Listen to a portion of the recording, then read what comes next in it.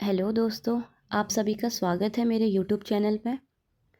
आज हम labour part third के बारे में डिस्कस करेंगे, जिसमें हम लेबर की third stage and fourth stage के बारे में पढ़ेंगे।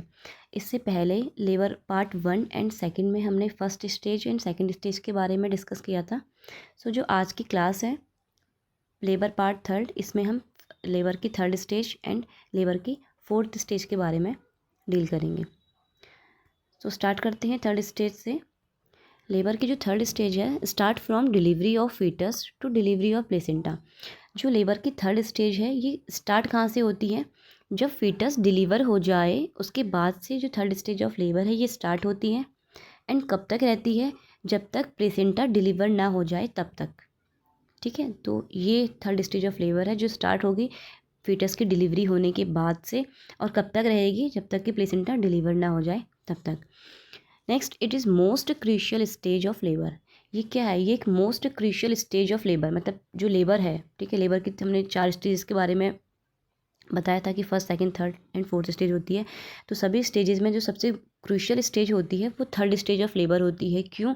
क्योंकि इसमें अगर थर्ड स्टेज ऑफ लेबर का प्रॉपर तरीके से मैनेजमेंट नहीं हो पाता है तो जिसकी वजह से क्या होता है, पीपीएच एक कॉम्प्लिकेशन है। पीपीएच यानी कि पोस्टपार्टम हैमरेज। ठीक है, तो इसमें क्या होगा, मदर में पोस्टपार्टम हैमरेज देखने को मिल सकता है। इससे मदर को क्या होती है, एक्सेसिव अमाउंट में ब्लीडिंग होती है। ठीक, एंड जो थर्ड स्टेज ऑफ लेबर है, इसका जो टाइम ड्यूरेशन होता है वो प्रीमी ग्रेविडा एंड मल्टी ग्रेविडा दोनों में ही सेम होता है, 15 to 20 मिनट। ओके, तो जो थर्ड स्टेज ऑफ लेबर है इसका ड्यूरेशन चाहे मदर प्रीमी ग्रेविडा हो या फिर चाहे मदर मल्टी ग्रेविडा हो, दोनों में ही इसका जो ड्यूरेशन है वो सेम होता है। कितना? 15 से 20 मिनट का। ये जो ड्यूरेशन है वो है अकॉर्डिंग टू डीसी दत्ता। अगर आप ओबीजी के लिए डीसी दत्ता बुक को प्रीफर करते हैं तो उसमें इसकी जो स्टेज का ड्यूरेशन है वो 15 से 20 मिनट है। ठीक है, हर बुक में अलग अलग ये जो ड्यूरेशन है वो वेरी कर सकता है। Okay, next, management of third stage of labour. ठीक है, तो अभी तक हमने थर्ड स्टेज के बारे में पढ़ा। अब हम इसका मैनेजमेंट कैसे करेंगे, क्योंकि क्या हो रहा है, इसमें डिलीवरी हो रही है प्लेसेंटा की। ठीक है, तो थर्ड स्टेज का मैनेजमेंट कैसे करते हैं? इसमें हम 2 तरीके से मैनेजमेंट करते हैं, expectant management and active management. First है एक्सपेक्टेंट मैनेजमेंट। एक्सपेक्टेंट मैनेजमेंट में हम क्या करते हैं, सबसे पहले डिलीवरी होती है बेबी की। ठीक है, बेबी की डिलीवरी होने के बाद विद इन 1 मिनट, ठीक है, 1 मिनट के अंदर अंदर हमने क्या करना होता है, जो कॉर्ड होती है, कॉर्ड को डिवाइड करके उसको क्लैंप करना होता है। ठीक है, बेबी की डिलीवरी होने के बाद 1 मिनट के अंदर अंदर हमने जो कॉर्ड है उसको डिवाइड करके क्लैंप करना होता है। अब क्लैंप कैसे करेंगे? जो फर्स्ट क्लैंप होता है वो कहाँ पे लगता है? फीटस की जो अम्बिलाइकल रीजन होता है। ठीक है, अम्बिलाइकल रीजन से 5 सेंटीमीटर अवे, ठीक है, फर्स्ट क्लैंप लगेगा।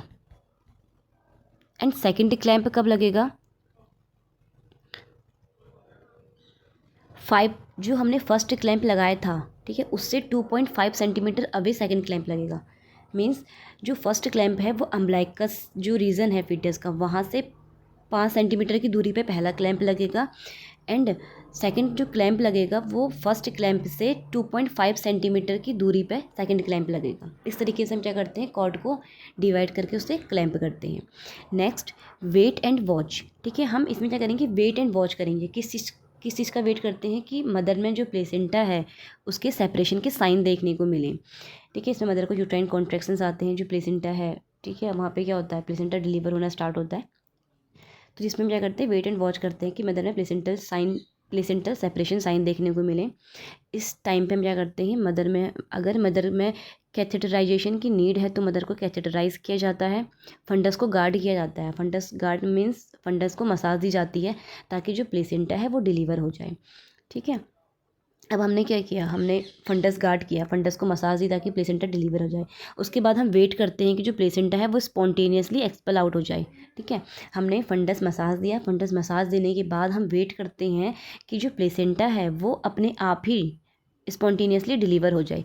अगर वो अपने आप स्पॉन्टेनियसली डिलीवर नहीं होता, अगर वो फेल हो जाता है, then assisted expulsion of placenta ठीक है। उसके बाद हम प्लेसेंटा क्या करेंगे, असिस्टेड एक्सपल्जन करवाते हैं। ठीक है। असिस्टेड एक्सपल्जन मतलब होता है इसमें जब हम प्लेसेंटा की जो डिलीवरी है वो हम CCT यानी कि कंट्रोल्ड कॉर्ड ट्रैक्शन मेथड के थ्रू हम प्लेसेंटा की डिलीवरी करवाते हैं।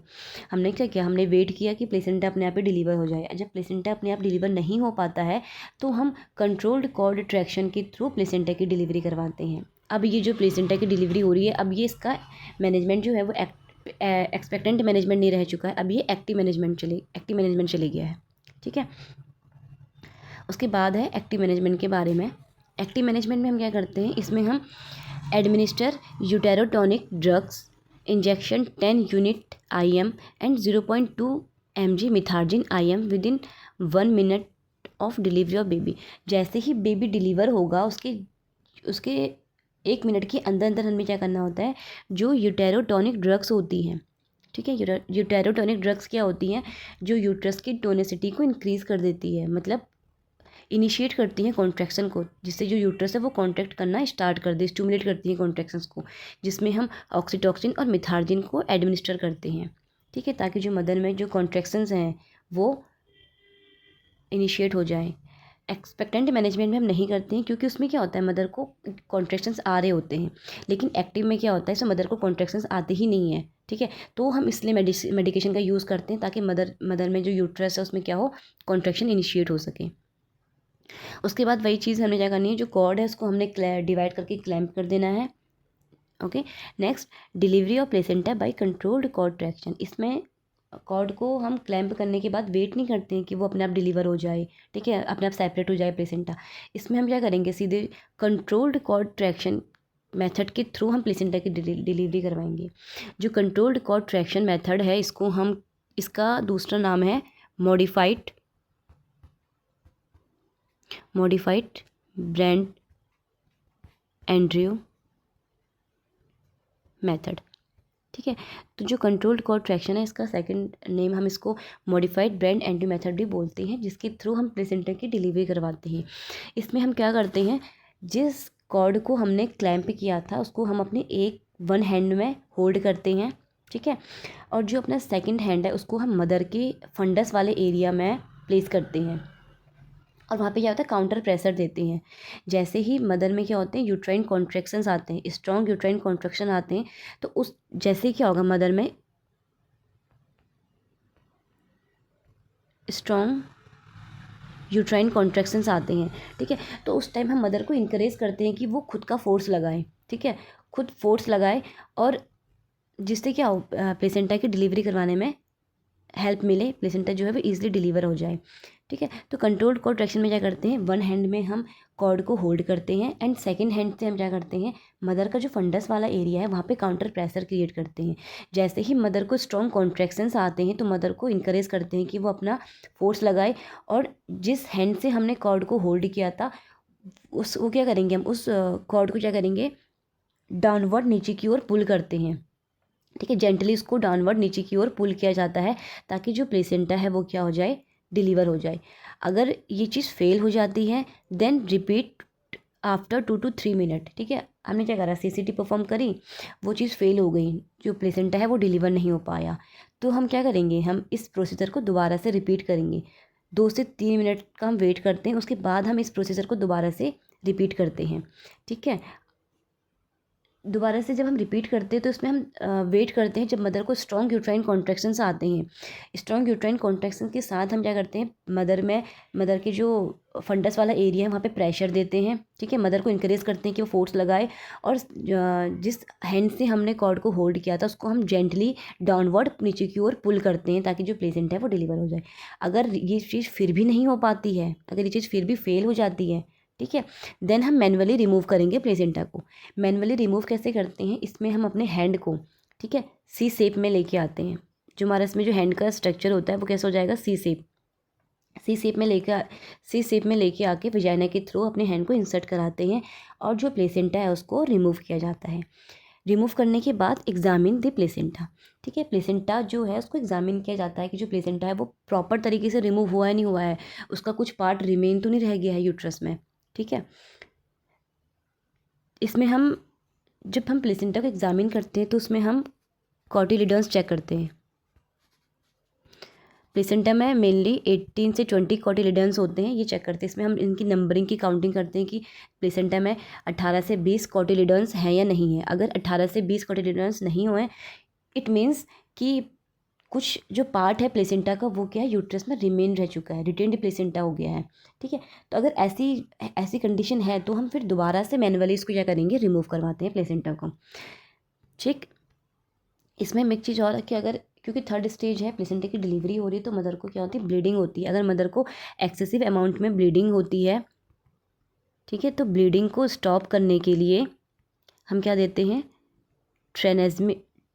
ट्रेनेक्ज़मिक एसिड देते हैं, ट्रेनेक्सा देते हैं, ट्रेनेक्ज़मिक एसिड दिया जाता है मदर को, ताकि जो ब्लीडिंग है वो क्या हो, स्टॉप हो जाए, ओके।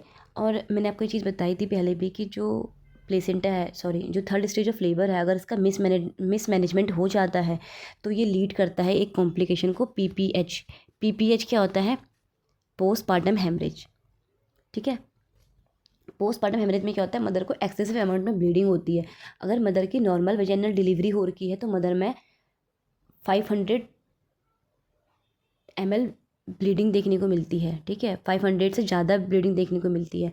वहीं अगर मदर में क्या है, मदर का सीजेरियन सेक्शन है तो उसमें 1000 ml से ज़्यादा ब्लीडिंग देखने को मिलती है, okay.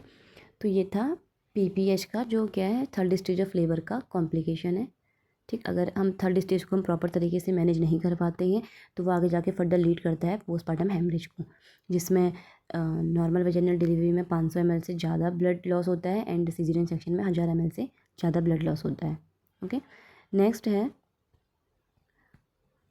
Fourth stage of labour के बारे में। फोर्थ स्टेज ऑफ लेबर क्या होती है, इसको हम ऑब्जर्वेशन स्टेज भी बोलते हैं, जिसमें हम मदर को ऑब्जर्वेशन में रखते हैं 1 से 2 घंटे के लिए। इसमें हम वही चीज़ है कि हम साइन देखते हैं कि मदर में ज़्यादा ब्लीडिंग तो नहीं हो रही है, मदर पीपीएच में तो नहीं जा रही है, ठीक है, मदर के वाइटल्स जो हैं वो अनस्टेबल तो नहीं हो रहे हैं, मदर की कंडीशन चेक करते हैं। तो इसलिए हम मदर क्या करते हैं, 1 से 2 घंटे के लिए, 1 to 2 आवर्स के लिए ऑब्जर्वेशन में रखते हैं। ये था third stage and fourth stage of labour के बारे में। आई होप कि आपको ये वीडियो समझ आई होगी, आपके लिए ये वीडियो हेल्पफुल रही होगी। Thank you.